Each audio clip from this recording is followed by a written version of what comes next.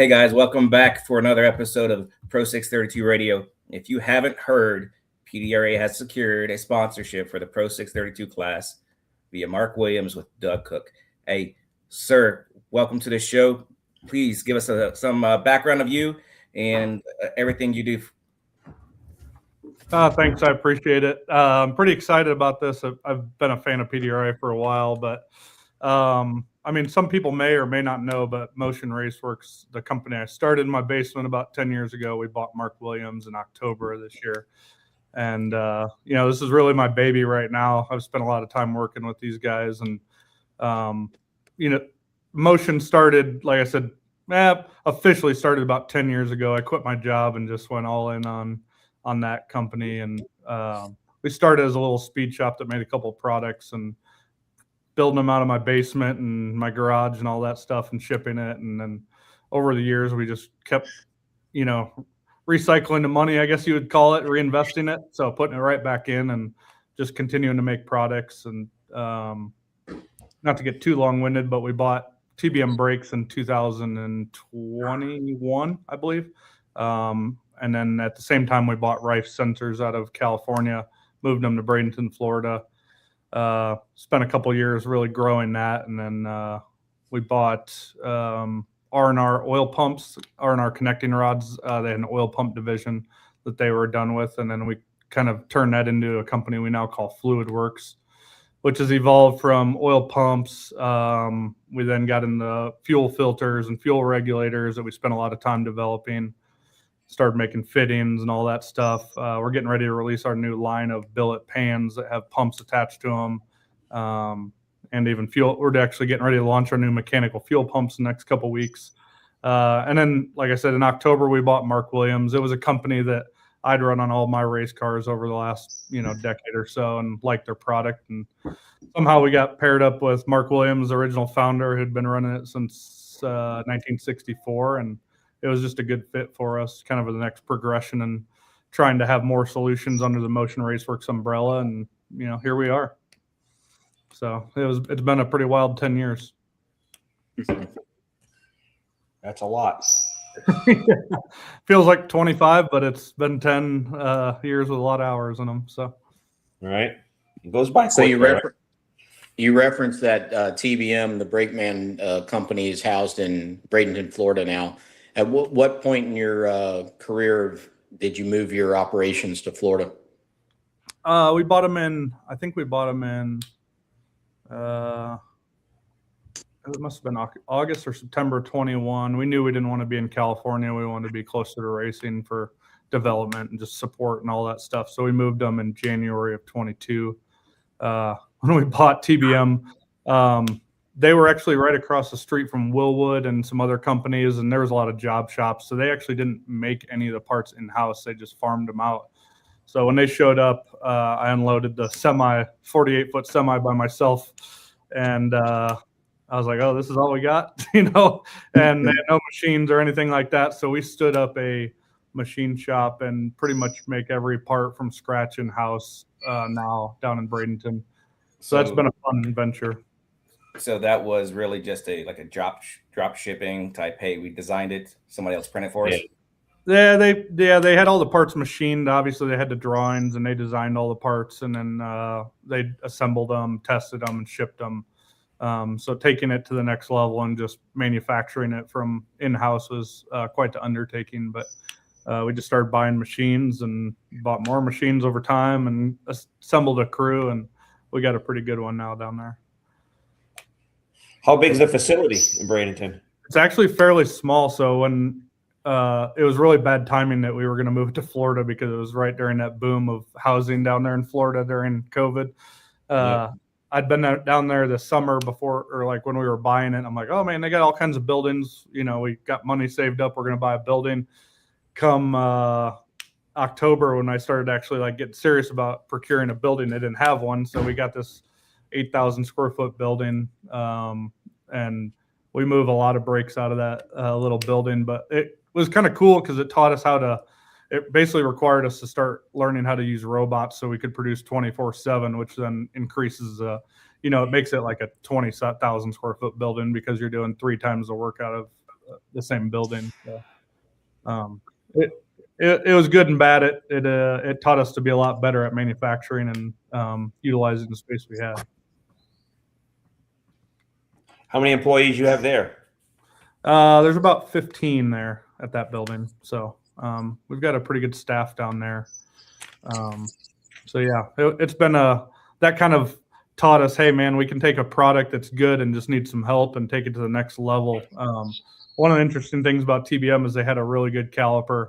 They had a good rotor, but then we started introducing into other markets. So we had to develop new rotors and redesign some of the stuff and repurpose it. And by the time we were done, I would say we're kind of on a good trajectory now within the last year as far as like having a handle on it all.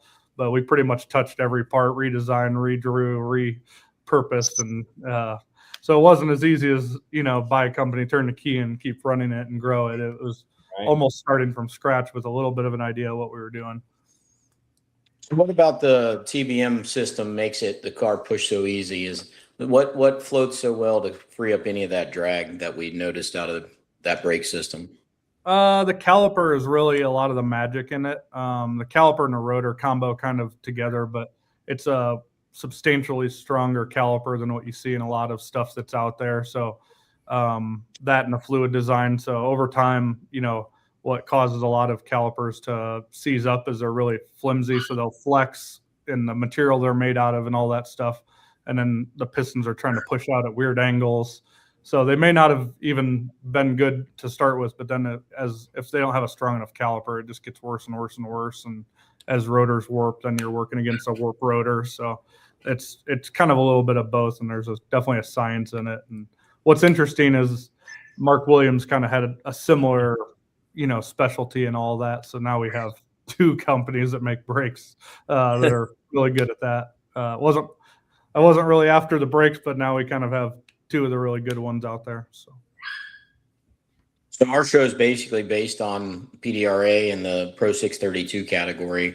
I mean, your product line under the Motion umbrella checks a lot of boxes for us as racers. Tell us a little bit more about Rife sensors and how they interact with some of the other operating systems for ECUs to data acquisition, and how that stuff would interchange with maybe some existing stuff. Yeah. So when we bought TBM, the same company owned TBM and Rife, and they had those like blocks that you may see. And I'd been running them for a couple of years before that. And what I noticed was, number one, they're really easy to wire because they share the power and grounds are split internally and all that stuff. But then I was like, man, these things are damn near bulletproof. So that was really the technology we got from that. And we kind of started to realize, like, hey, if we're going to sell this, we need to have, shock sensors. So I guess we did buy another company. We bought G-Spot shock sensors. They made a really good shock sensor that was durable. And then we made a bunch of different variations that they didn't have. And then temperature sensors. And then we took it into, how do we make it easier to use? So in the last couple of years, we've made breakout boxes. In the last year, we made a 5-volt box, which actually has protection, has individual circuits, so that you can divide your car out, so if you're running the ECU and you have your map sensor and your fuel pressure and your crank sensor and cam sensor, those are your mission critical sensors. So we had this idea to make a box that you could run them through. That way, like, a shock sensor, there's a million ways to break them just because of how violent everything is, and pulling the car apart, like when it's on the jacks, or pulling the shock sensor apart when it's on the jacks and all that different stuff. But that box really kind of simplifies wiring and gives you a more durable car, system, I guess you would call it, so that the engine can keep functioning. You don't always have to have shock sensor data to finish a pass and stuff like that. And then the last year, we also redesigned our drive shaft sensor. So we developed a really badass drive shaft sensor that creates a better signal. And then we just released crank sensors that kind of came from that technology. We just released a G meter. So it's really kind of spawned into a whole car's worth of sensors that we can pretty much have functionality for. And we hired Brett LaSala to manage that whole category. He's really good with electronics. So he's spent a lot of time creating instructions and technical support for, Holley and Fuel Tech and Motec and all that stuff. And then we recently started doing a lot more race pack stuff. So now we have a VNet cable that will interface with not only our blocks, but those 5-volt boxes and stuff. So we've kind of created a whole system solution. Like you buy an ECU and we can finish the rest with a really good sensor package. And you guys, so it would be safe to say that your sensor can interchange with anybody's existing stuff, whether it was a Holley race pack or anything of that nature, that you have an offering for replacement sensors?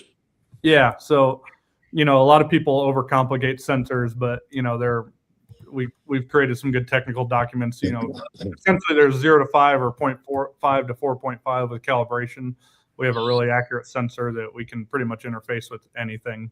And that's what we're spending a lot of time on now is, number one, making cars easier to wire. Number two, making a full package for people, and then, having support with it. And we spent a lot of time the last 2 or 3 years on the Shadow on Stevie Jackson's car, just torture testing this stuff. And we're like, all right, if it'll live in a screw blower environment, it's probably going to live in about anything. And, seeing that stuff in the winter circle has been pretty cool. So down to Mountain Motor Pro stock guys are starting to pick up on it and realize, hey, this is a lot easier, solution for it. So yeah, if you have a data logger or an ECU, we got the rest of everything you need to, run your car with it.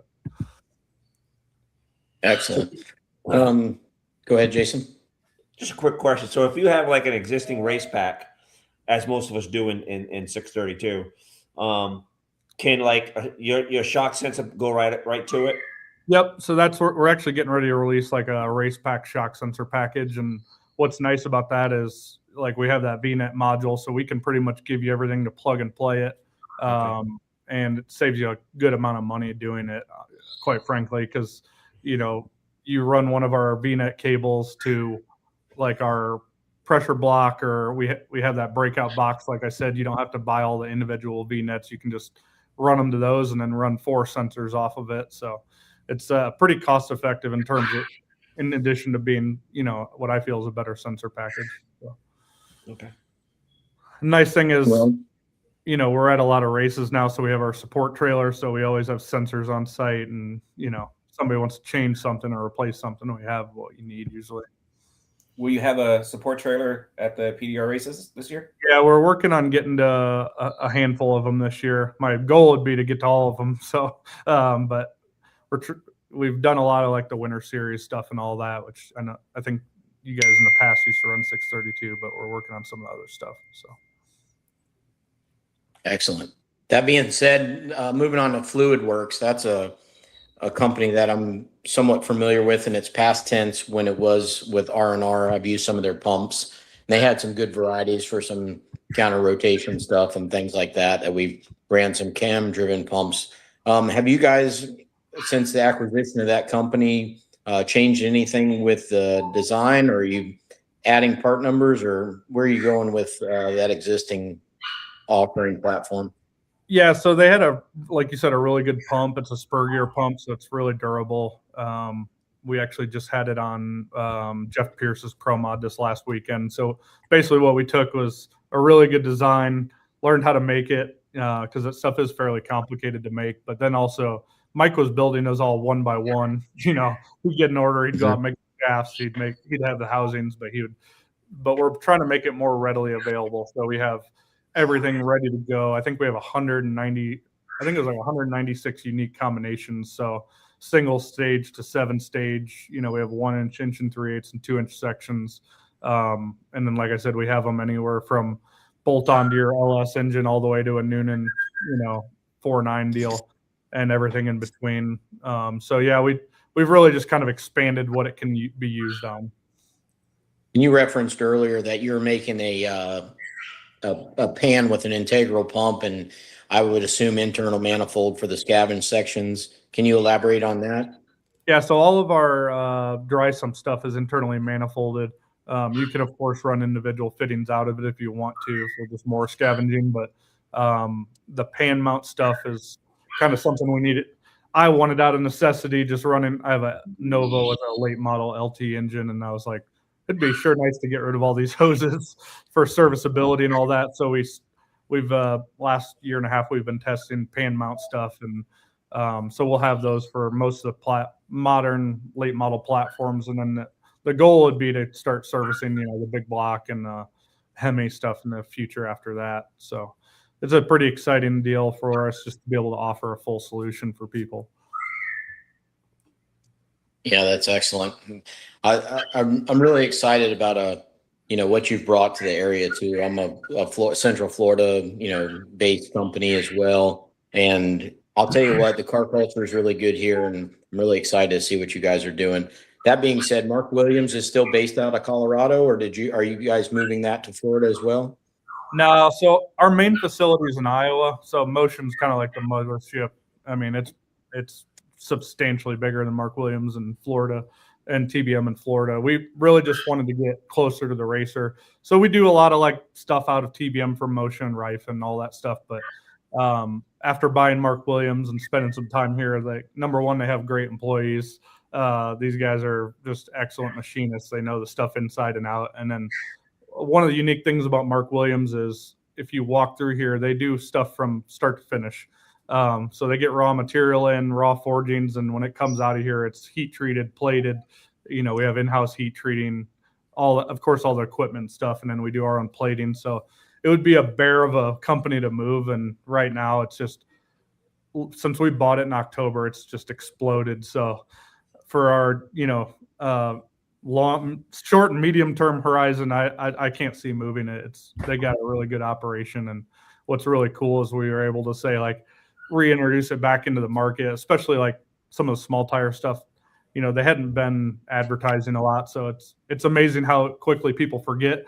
But now that it's back, people are like, man, this stuff's really good. Yeah, it's always been really good, but we're here to support it and try to just keep making good products and just get it back into people's hands and be at races and have parts, when people need them and stuff. So. Yeah, it's awesome to see a young guy like yourself breathe some life into these companies. A lot of them are just timing out. They've been established for 40, 50 years, and ownership doesn't have a succession plan. And a lot of them, like in my line of work, BHJ, they were a huge supplier for tooling and things like that. They just went out of business and left a hole in our market. So I applaud you for continuing on the legacy of some of these existing companies and carrying them on in the future and making some improvements and updates. That's awesome. Yeah. I mean, Mark Williams it was a no-brainer for me. I mean, he was 84, and he was, till the day we signed the deal, the night before, he was working till 7:30 at night. He just didn't know how to quit and when to quit. So it was a good transition for us to be able to come in. That's excellent. What was your attraction to get involved this year with PDRA? We welcome it and don't question it at all. Just, we know what attracts us to PDRA. What attracted you over that direction? Probably the same things that attract you guys. We dipped our toes in working with those guys last year. Just, the Franklins are a great family, and I think what they provide is a grassroots place, and everybody that is there and comes out of there is like, man, you got to go there. You got to go there. It's, the racing's good. They're focused on the racer. The racing is competitive. So, bringing on Mark Williams and all that stuff, I'm like, that's where we need to be. I obviously support all different types of racing organizations, but I'm like, we have to get involved with them. And I'm actually probably going to end up racing Pro Street in the next year or so. I'm building a car, and I'm like, they're just great. It's easy to support them because of what they're doing.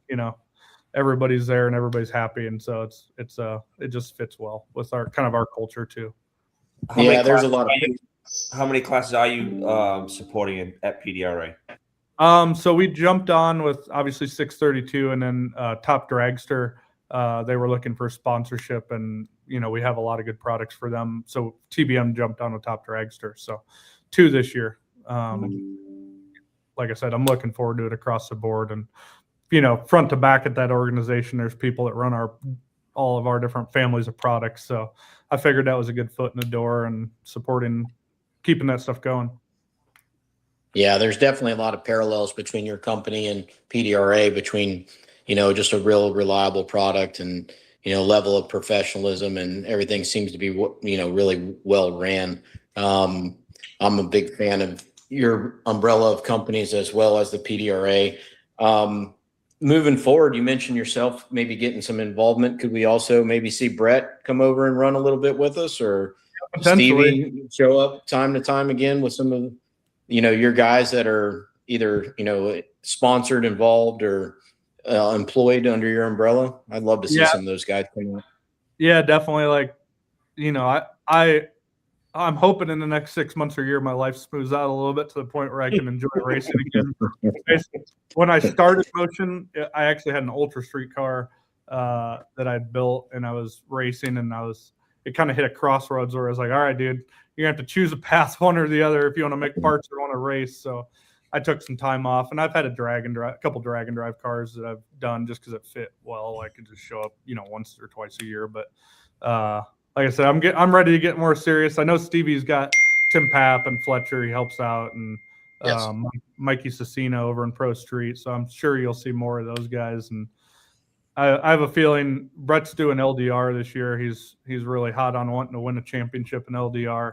But me and him kind of go to races together, and I'm going to build probably a screw blower or roots car. And I think once he sees it, he'll probably like it too. So it'll be easier for us to be in one place. But that guy just never stops working. So I could see him running LDR and PDRA if I was being honest. He's actually literally this week changing his car back to quarter mile to go race Texas 2K. So I wouldn't rule any of it out. Wow. I think you're going to have to rename it to Commotion Raceworks. You guys got a lot going on. Yeah, that's honestly one of the reasons why I picked up Mark Williams, because since we brought on TBM, we've honestly been collecting good people. Like a TBM, I can just not show up there for a month, and it just keeps pumping forward because of the guys we have there. And like I said, Brett's running Rife for the most part, and the Motion team, we got 50 employees up in Iowa that are just ripping all the time with, like I said, the Fluid Works and the Motion products. So it's nice it seems like I'm doing a lot, but I try to tell people all the time, I feel like I have the least to do with anything. I'm just making decisions and trying to steer everything in the right direction, which I think is probably our strong point at this juncture.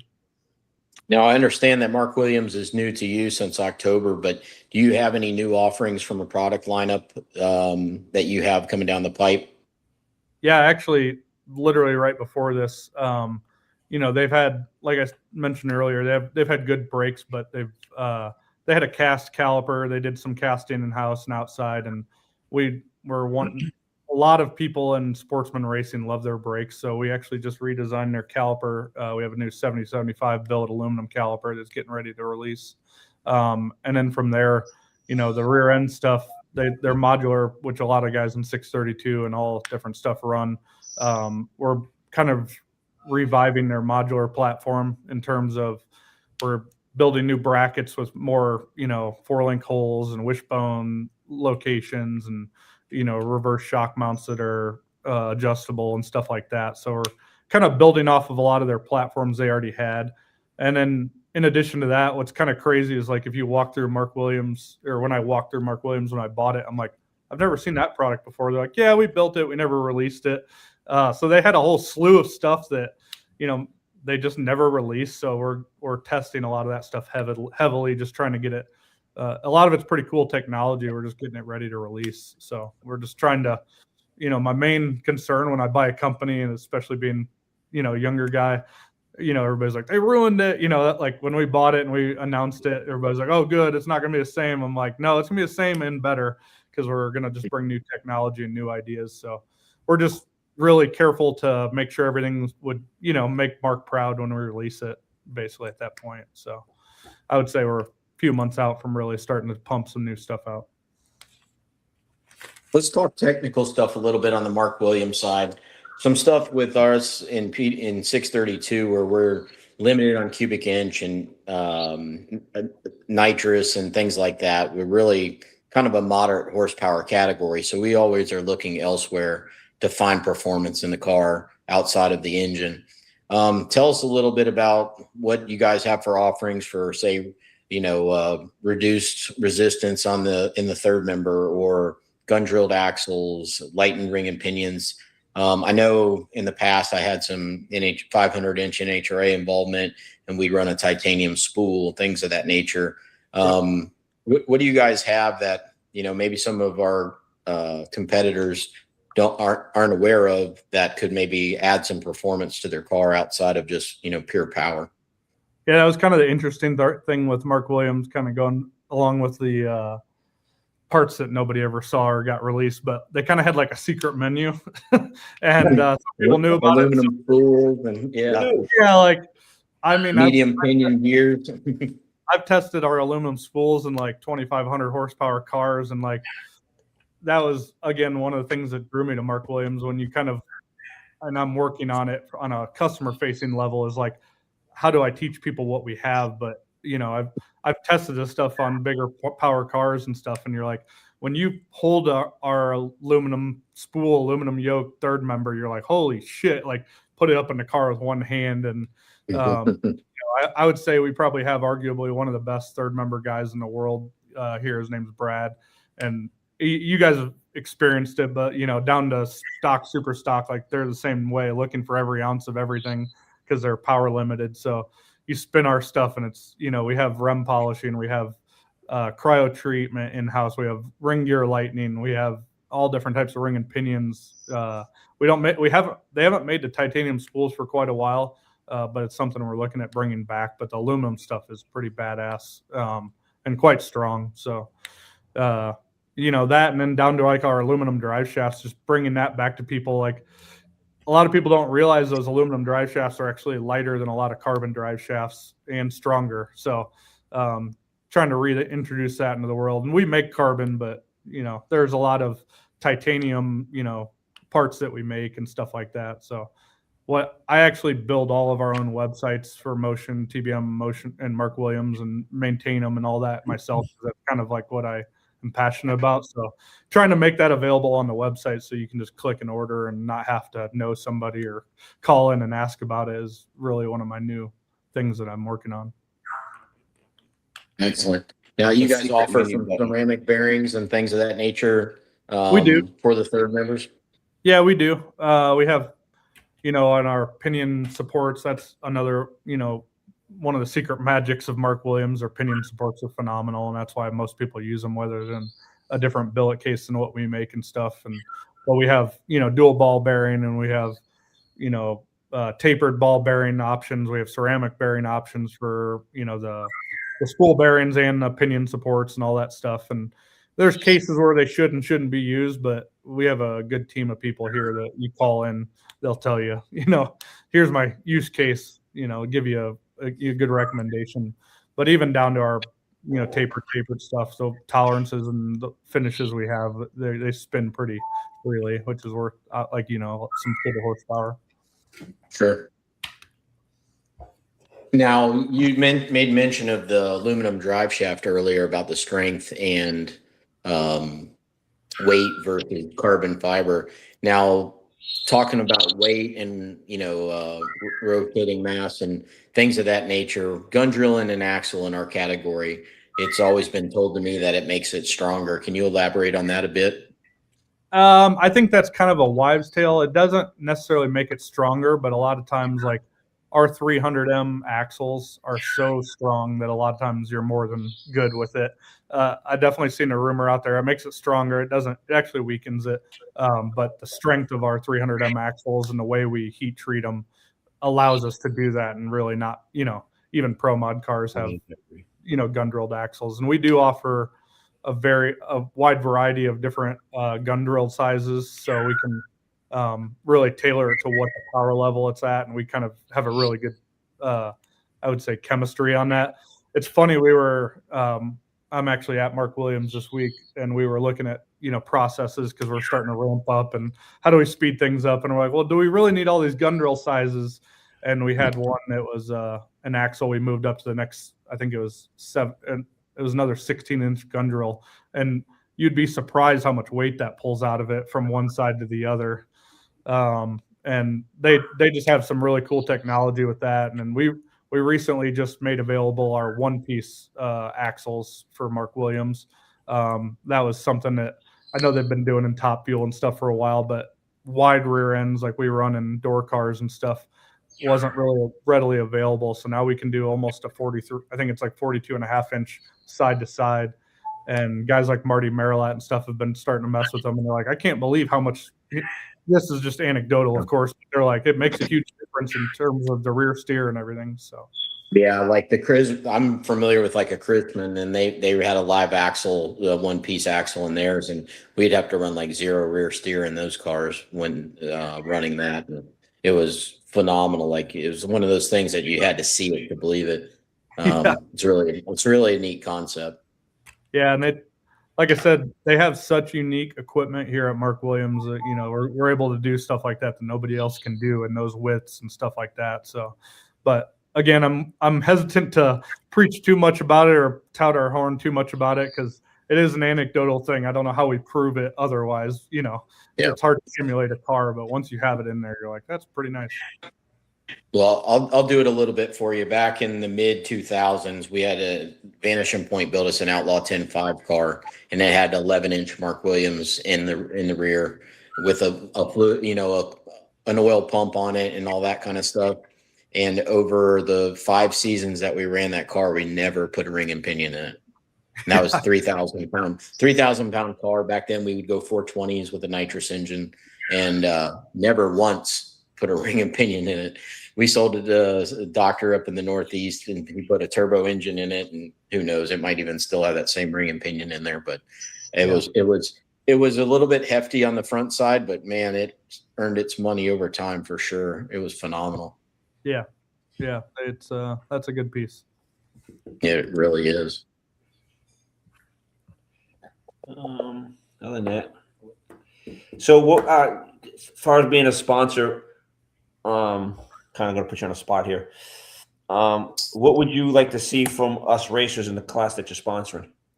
You know, I might have a different view than a lot of people, but most of the time when I do a sponsorship, I just want to see the class do well. You know, we're doing the winter series and stuff, like the Tech Shack will call me, we're out of your stickers, you know, and this guy's not running a sticker. I'm like, I don't really care, man. Like I may be giving up something, but I honestly just love to see, you know, I think people understand that we're behind them. You know, if they run our stickers on the car, cool. If we can help you guys out with parts, that's cool. But honestly, just us being, you know, front to back at Motion, I would say 80% of our employees are racers. So we're just as proud to see, you know, our name come across the screen as anybody. And, you know, we're here for the racing, honestly. I don't mean to sound too cheesy, but I don't get too caught up in that. You know, if you 632 guys are, you know, needing a ring and pinion, or you're needing a yoke or a whole rear end or brakes, whatever, if you think about us, that's pretty much all we ask for, you know. Our goal is that it works out for everybody. You know, you guys buy parts from us, we come back and everybody's happy, and that's really all I care about. So, No, you know, I understand that. I mean, it's just a question out there because, you know, you're spending a lot of money on us, and we all greatly appreciate it. And Absolutely. yeah, you know what I mean. And it's to have a good sponsor to back the class means a lot for all of us. I mean, we were, you know, every week we're on here going, hey, we still need a sponsor. I'd be like, Tyler, we find somebody yet? No, we ain't. I'm like, we're like 3 weeks away. We got to find, you know what I mean? What do we got to do? And we actually, as a group, came up with a number what it was going to cost us. Yeah. Each to self-support if we had to. And there's a lot of good racers in this class. There's a lot. I mean, JC Beatty, there's just a great group of people, because JC was like, all right, I mean, I'm in for this much money. And I'm like, okay, you know, and it got down to in conversation. I think Chris wasn't really on him, but you're putting a number out there as a racer that you want to help out, but you don't want to, you know, screw yourself either. Go, all right, I'm in for 5. Oh shit, he's at 5. Man, I can't swing 5. I only got 2. You know what I mean? And so, you know, but we were willing to do it, you know, as a group, just to keep it going. We think the class has grown a lot over the year, from last year to this year. I would like to think the awareness that we're bringing to the class is helping. Yeah. You know, I mean, you brought up a good point. Like, I see JC's name come across our orders all the time, and you know, I see a lot of your customers or a lot of your racers that already have our stuff. So, you know, in a way, it's thanking as much as it is anything. Not necessarily asking, but like you said, I hate to see somebody have to spend money to then go race to spend more money. So, it's it just makes sense. Well, I was really pumped when I saw that you guys came on too, because it was something that could be utilized in the category. Nothing could have been worse than having somebody sponsor the category that we can't even really utilize, or they're not getting return on their investment for it. Mark Williams, I was like super excited because I'm like, good, there's something that fits what we do. It's a real integral, component of a lot of these cars that we already have and use. And it just made sense in my eyes. And, thanks again. I was really excited to have you come aboard. Yeah. I mean, ultimately, like anywhere I go to sponsor, I try to make it something I want to continue to sponsor, because there and gone isn't good for the class. It's not good for the company. It's not good for the racers. So, yeah. No, and we had several. I mean, Chris, Mr. Holdoff, he sponsored for a bit there, and Yeah, Dave Swallow, Chris Holdorf. We've had a bunch of guys that have chipped in and self-sponsored the class to keep it rolling and things like that. And Mr. O'Brien. This is excellent to have your support. So we applaud you, and we're going to hope put a little pressure on these racers to support you and your umbrella of companies for and return the favor. Yeah, for sure. So what's on the horizon for you, Doug? Yeah, what's next? Racing. Like I said, good for you. I mentioned earlier, we're actually getting ready to release our new mechanical fuel pump line. We spent about a little over 2 years working on it, and we developed our own flow bench with fuel flow, meters and all that stuff, and just really tried to perfect a mechanical fuel pump. So I'm pretty excited about that. And honestly, with all of our companies and all the stuff we have going on now, especially Mark Williams, spend a lot of time on it. I just want to let these things all flourish, and then hopefully at some point get back to racing myself. All right. We all us businessmen have that kind of dream. That's the utopia, right? But I mean, it's at least a goal anyways. So, right. But like I said, we probably spend too much money on development. A lot of our products, good or bad right now, are 1 to 3 years in development in some way or another. So we have, over the next year with all of our companies, we have some pretty awesome stuff that is going to really revolutionize racing and how you build a car and stuff like that. So just going to try and focus on that. And I mean, if another opportunity arises, cool. But we get calls every day to buy people's, companies that people are ready to retire. We're keeping our ears to the ground, but we're going to focus on what we're. That's the blessing and the curse. It seems like perfection has no finish line. So you develop, and you're like, dang, we eventually got to bring this thing to market to get some return here. So I absolutely know what you mean. That's what me and Stevie Jackson talk about it daily. I'm like, I'm okay being broke. I've been broke my whole last 10 years. So right now, I don't even know what's on the other side. I'll just keep doing it until I get tired. But right now, we're not really tired. Excellent.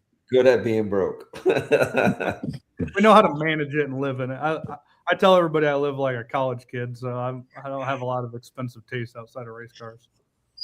That's the only one you need, honestly. Yeah, that'll do it. Yep. Troy Russell's asking if you will be at Darlington. When is that? My schedule is just 2 weeks. 2 weeks. I might try and swing up there. There was supposed to be the radial race at Rockingham this weekend actually, but I've got a pretty open next few weeks, so I might try and stroll up there. It's the 26th. 26. Okay. I'll have to ask my wife, but I'm like I said, I'd like to make it. And I'd like to definitely make it to either Galat or are you guys still running at Galat this year? Yes, we are. Yes.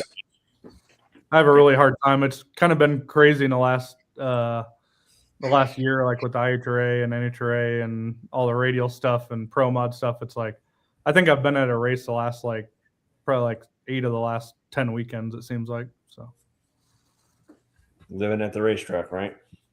Which I don't hate. But I will probably post up You know, a lot of those East Coast races, like I said, we're based out of Bradenton with TBM, and we keep our support trailer there for a lot of our companies. So I'm going to try and make it some of those East Coast races, which I know is basically all of the PDRA stuff. So. And I'm sure with PDRA, I'm sure if you needed to, you probably could set up in somebody's trailer. And Yeah. haul stuff to and from. Patrick does it with FTI. Okay. He has a little FTI transmission kit in his trailer for anybody, for an FTI customer. So I'm sure somebody be there willing to do it and help you out with it, and that way you have stuff there if you can't get a trailer there. Yeah, for sure. No, I definitely appreciate that. It's a different group of people. That's for sure.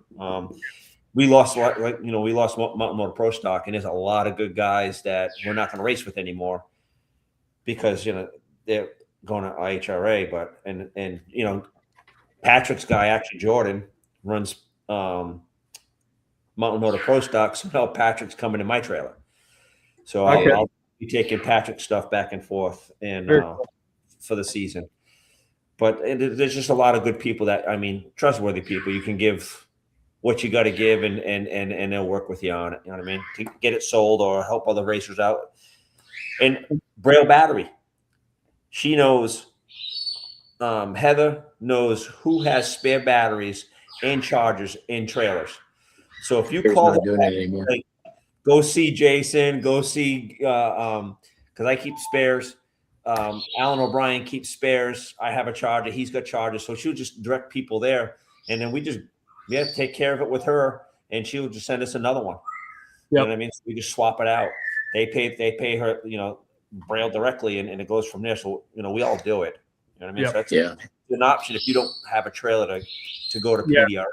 Yeah. And I might try to foster that, whether it's with Tyler or something at some point, but, we do that a lot with NHRA with them having like 5 divisions. We have, or there might be more, but we have racers in every division, and somebody that's there supporting with brake pads and rotors and the stuff that you need to make it through a race weekend. And eventually, one of my goals is to get back to the point where we have support trailers for Mark Williams and all that stuff.